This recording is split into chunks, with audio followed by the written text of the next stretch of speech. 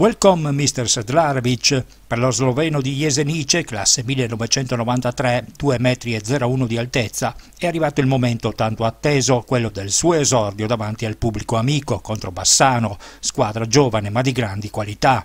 Per tutta la Smeccaule trattasi di un esame non indifferente dopo la grande affermazione in quel di Trieste. Milorad è un elemento che può ricoprire indistintamente più ruoli, in tal modo garantendo svariate soluzioni nelle rotazioni di coach Alberto Zorzi.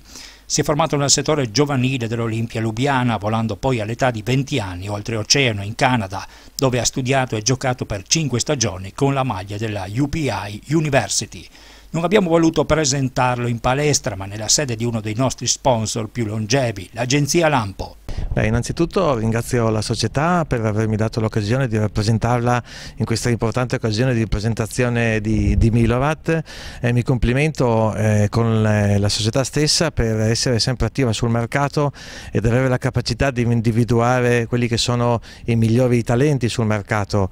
Auspichiamo che Milorad insieme ai suoi ragazzi riesca a proiettare la squadra nel posto dove si merita nella classifica del campionato e più in generale che ben rappresenti la nostra città e di conseguenza anche le aziende che credono nei valori dello sport, che credono nella collettività, che credono anche nell'integrazione. Milorad è un ragazzo sloveno ma ha esordito oltre a Lubiana anche in Bosnia dove giocava nella massima serie, è un giocatore molto capace, abbiamo visto dei video molto interessanti, dunque benvenuto Milorad. In bocca al lupo per la tua stagione. Allora Milorad, eri in prima divisione bosniaca, adesso sei arrivato in Italia in C-Gold che sostanzialmente è la quarta serie. Come mai questa tua scelta? I have a lot of friends back in Slovenia that play in C-Gold, so I heard a lot of good things about the league. And yeah, I was not happy with the situation in Bosnia, so I decided to come here.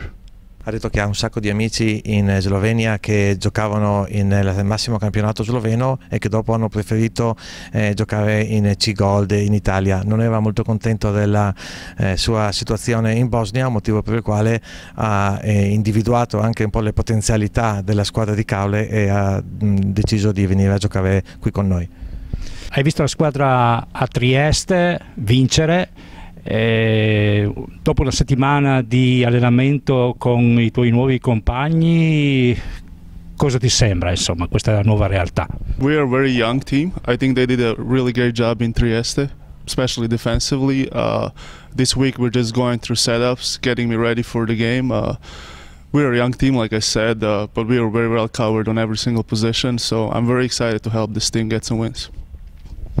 È molto contento di aver visto i suoi ragazzi giocare così bene, ottima prestazione a Trieste, specialmente in difesa, ed è davvero molto eccitato del suo nuovo ruolo a Caule. E a proposito di ruolo, che tipo di giocatore sei tu dal punto di vista tecnico? Shooter, I like to attack the basket, create for my teammates, and yeah, that's pretty much it. Gli piace attaccare il canestro. Domenica si gioca in casa, sarà il tuo esordio davanti ai tuoi nuovi tifosi, arriva Bassano che è una squadra giovane ma di un certo calibro.